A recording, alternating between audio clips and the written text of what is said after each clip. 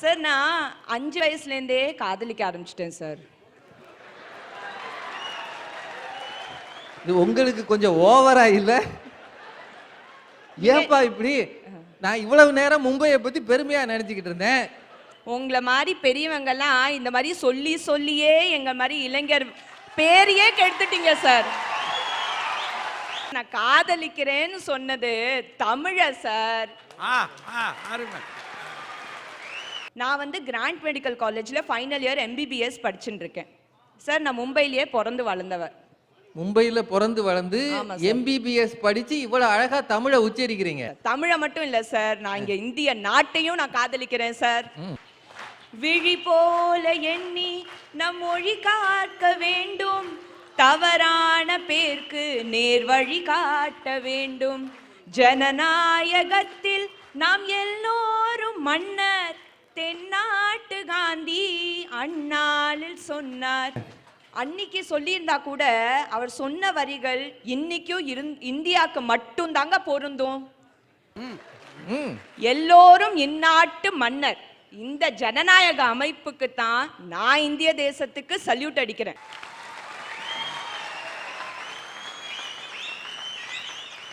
ரம் ரம் சம்சம் வெட்டு வெட்டு குத்து குத்து அடி இடி நின்ற உச்சி முடி முதல் எடுத்து சிலாவற்ற அடிச்சு பாதாளத்தில் இறக்கி நிக்கே சிவாயகா என்று வரைஞ்சா என்ன விளையாட்டா?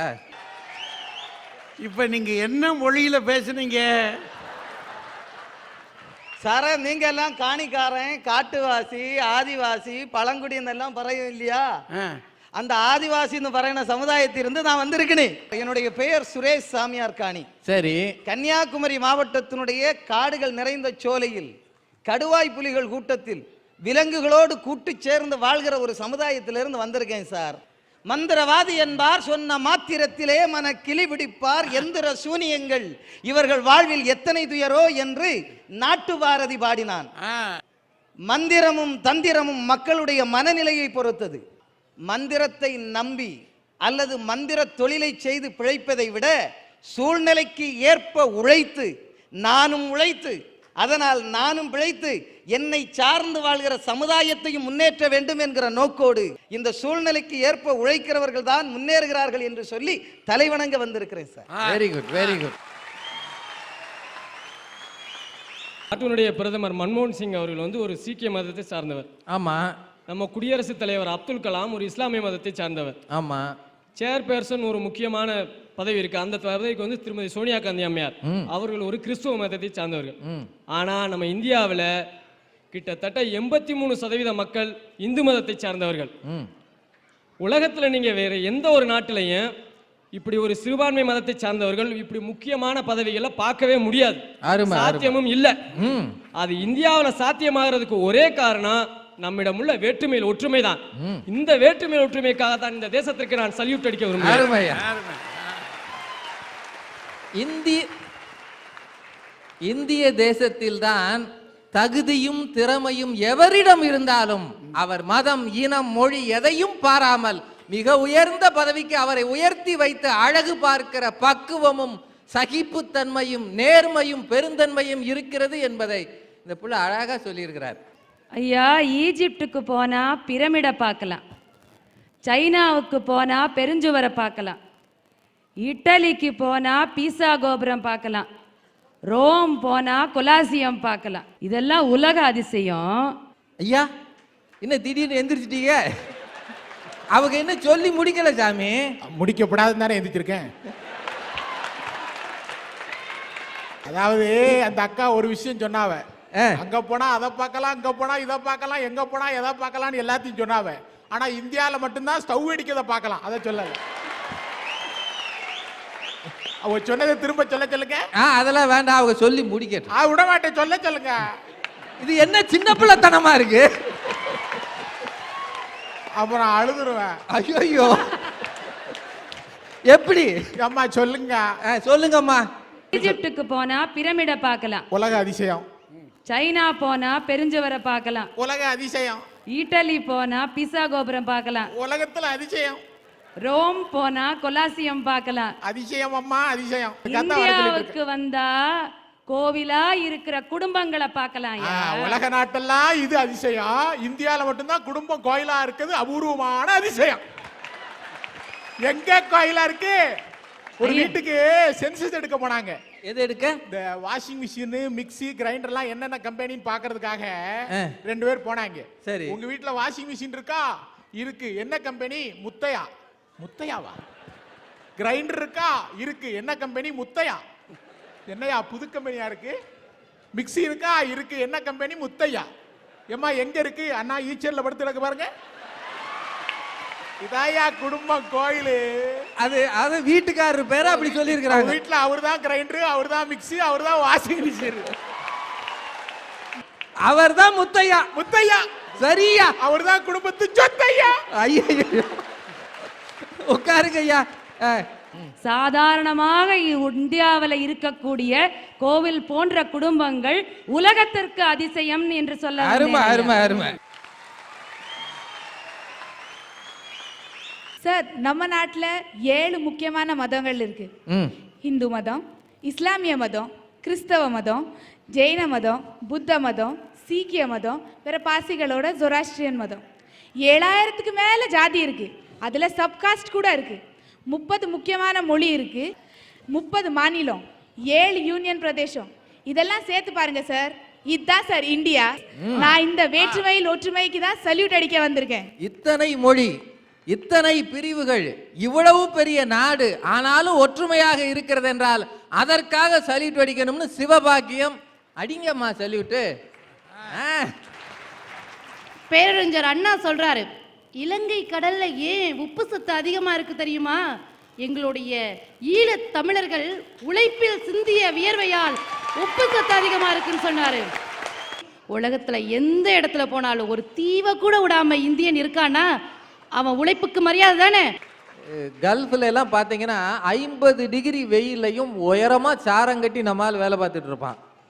50 டிகிரி வெளியில சுட்டரிக்கிற வெயில் மயங்கி பொத்து பொத்துன்னு விழுகிறவங்களாம் நான் பார்த்துருக்கிறேன். ஆனாலும் அங்கே இருந்து கொண்டு தன் குடும்பத்தை எண்ணி கொஞ்சமும் சலித்து கொள்ளாமல் உழைக்கிற உழைப்பு இந்தியர்களின் உழைப்பு. நாம அங்கு போய் வேலை பார்த்தது போய் இங்க அவங்க வந்துட்டாங்க. பன்னாட்டு முதலீடுகள் எல்லாம் இந்தியாவில் பெருகி இருக்கிறது காரணம் என்ன நினைக்கிறீங்க? நம்ம கிட்ட மூளை இருக்கு, உடல் உழைப்பு இருக்கு, தொழில் திறமை இருக்கு, எல்லாமே இருக்கு. அதனாலதான் பில்கேட்ஸ் இன்னைக்கு கும்மிடி பூண்டி வரைக்கும் போறதுக்கு தயாரா இருக்காருன்னா நம்மளுடைய தொழில்நுட்ப அறிவு. அதுக்கு இன்னொரு காரணம், இப்ப இருக்கிற நம்முடைய அமைச்சர்கள் பில்கேட்ஸ் மாதிரி ஆட்களை நம்ம ஊர் வரைக்கும் கூட்டிட்டு வராங்க.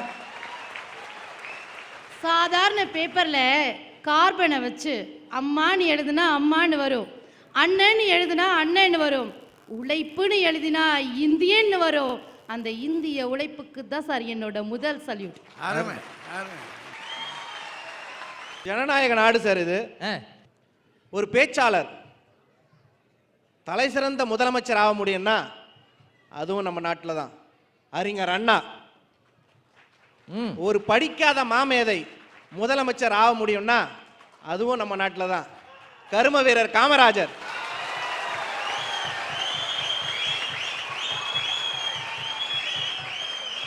ஒரு திரைப்பட நடிகர் முதலமைச்சர் ஆக முடியும்னா அதுவும் நம்ம நாட்டில் தான். டாக்டர் எம்ஜிஆர்.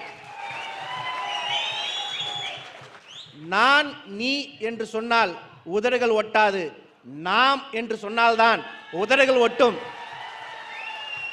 என்று ஒரு சிந்தனை கலைஞன் முதலமைச்சர் ஆக முடியும்னா அதுவும் நம்ம நாட்டில் தான் சார். டாக்டர் கருணாநிதி.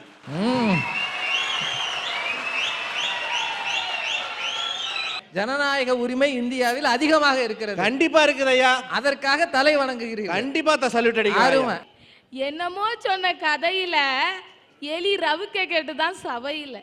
இன்னைக்கு அப்படிதான் வந்திருக்காங்க எல்லாரும். எந்த ஊர்மா நீ? திருநெல்வேலி மாவட்டம் முரப்பநாடு. இல்ல, நீ ஏடா கூடமா சொலவட சொல்லும் போதே நினைச்சேன் எலி ரவுக்க கேக்குதான். பெருச்சாலிட்டியா? சரி. அது மாதிரி இங்க எல்லாரும் வந்திருக்காங்க. குடும்பம் ஒரு கோயில்னு சல்யூட் அடிங்க. நீங்க எல்லாம் ஏமாந்தே போங்க. வேற்றுமையில ஒற்றுமைன்னு சல்யூட் அடிங்க. அதுக்கப்புறம் எல்லோரும் இந்நாட்டின் மன்னர்னு சல்யூட் அடிங்க. நாமெல்லாம் உழைத்து பிழைத்து எங்கேயும் எப்போதும் சந்தோஷமா இருக்கும்னு சல்யூட் அடிங்கன்னு சொன்னா நான் சொல்றதுக்கு கண்டிப்பா சல்யூட் அடிச்சே ஆகணுங்க. இன்னைக்கு உலக அளவுல நாம எய்ட்ஸ்ல 2வது இடத்துல இருக்கிறோங்க. இதுக்காக ஒரு சல்யூட் அடிங்க. ஊழல்ல உலக அளவுல டாப் 10ல நாம ஒண்ணு. எவ்வளவு சந்தோஷமான விஷயம். சூப்பர் ஸ்டார் மாதிரி ஒரு வாங்கி சல்யூட் அடிங்க. மக்கள் தொகையில வேகமா முதலிடத்தை நோக்கி முன்னேறிட்டு இருக்கோங்க.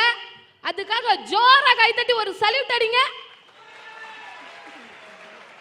இதுக்கெல்லாம் சல்யூட் அடிக்க வந்திருக்கிற நீங்க அறிவாளியா முட்டாளா? ஒரு சின்ன பொண்ணு இவ்வளவு பெரிய கூட்டத்துல சல்யூட் அடிக்கிற நீங்க அறிவாளியா முட்டாளான்னு கேட்கிற அளவு துணிச்சல் இருக்கும்னா அதை கொடுத்தது இந்த ஜனநாயகம் தானே. அந்த ஜனநாயகத்துல இந்த உரிமை இல்லாமலே இருக்குன்னு எத்தனையோ பேருக்கு இருக்கு. அதை சொல்றதுக்காக வந்திருக்காங்க. Very good. பேரு திரு தேத்தார் சிங். இவருக்கு தமிழ் தெரியாது. இவர் கையில ஒரு இசைக்குழு இருக்கு. அந்த இசைக்குழுவில் தமிழ் பாட்டை இவர் பாடுகிறார்.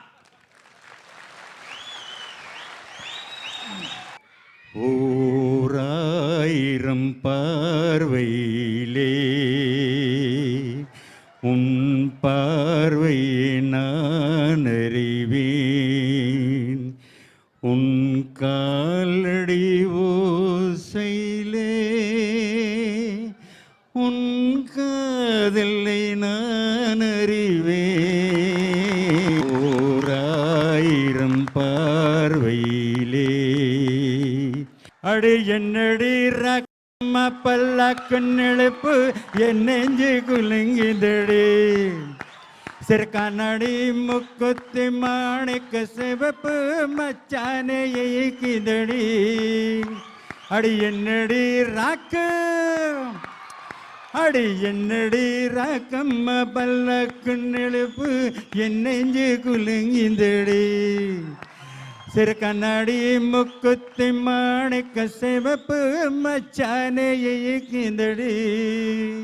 அரு பிப்பி டும் டும் டும் பிப்பி டும் டும் டும் பிப்பி டும் டும் டும் டும் டும். அரு பிப்பி டும் டும் டும் பிப்பி டும் டும் டும் டும் டும். தேங்க்யூ.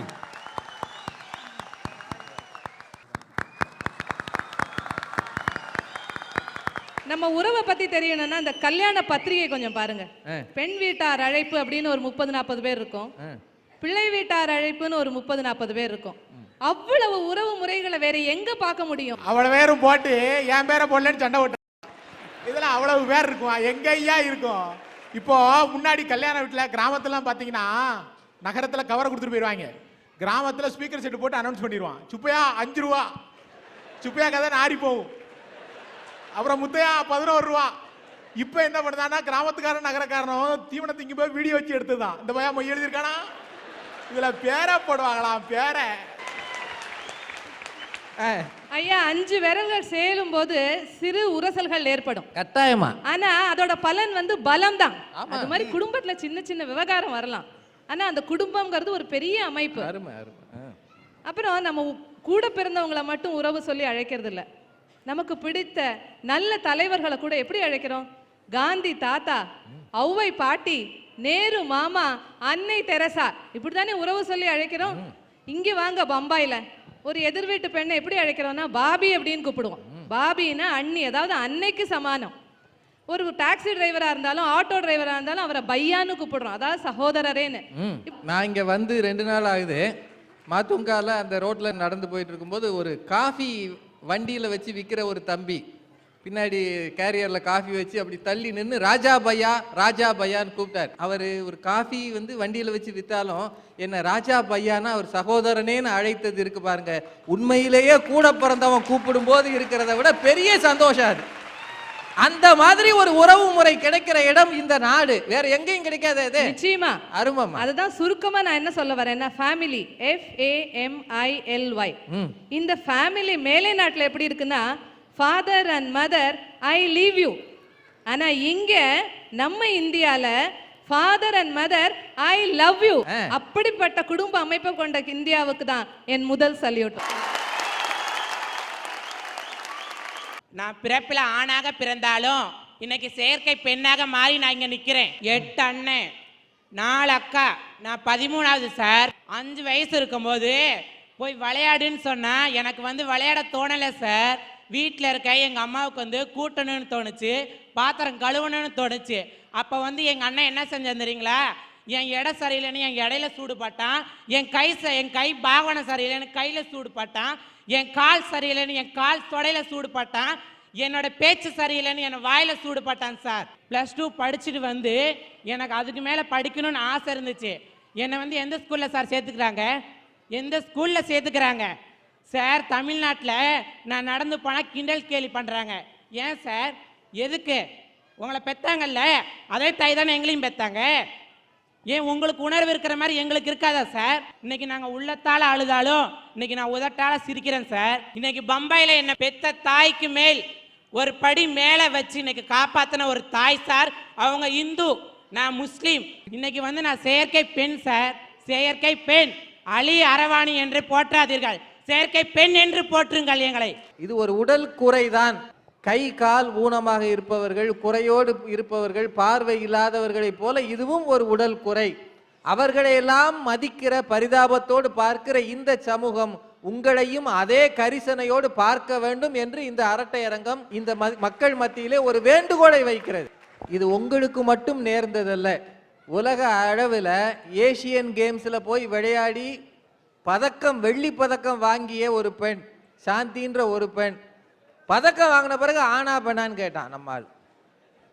அந்த சூழ்நிலையிலும் மனம் ஒடிந்து போகக்கூடாது என்று தமிழக அரசாங்கம் அந்த பெண்ணுக்கு 15 லட்சம் ரூபாய், மிகப்பெரிய விஷயம் அது, 15 லட்சம் ரூபாயை கொடுத்து ஓடியது ஆனா பெண்ணா என்று கேட்காதீர்கள். ஓடிய உடம்புக்குத்தான் மரியாதை, அது தமிழ் உடம்பு என்று சொல்லியதற்காக இந்த அரட்டை அரங்கம் தமிழக அரசாங்கத்துக்கு நன்றி சொல்லுகிறது. உங்களை போன்ற பலர் இருக்கிறார்கள் நாட்டில். வேற்றுமையில் ஒற்றுமை பேசுகிறீர்களே, இதுவும் ஒரு வேற்றுமை என்றால் இதிலும் ஒற்றுமையை காட்ட வேண்டியது உங்கள் கடமை அல்லவா?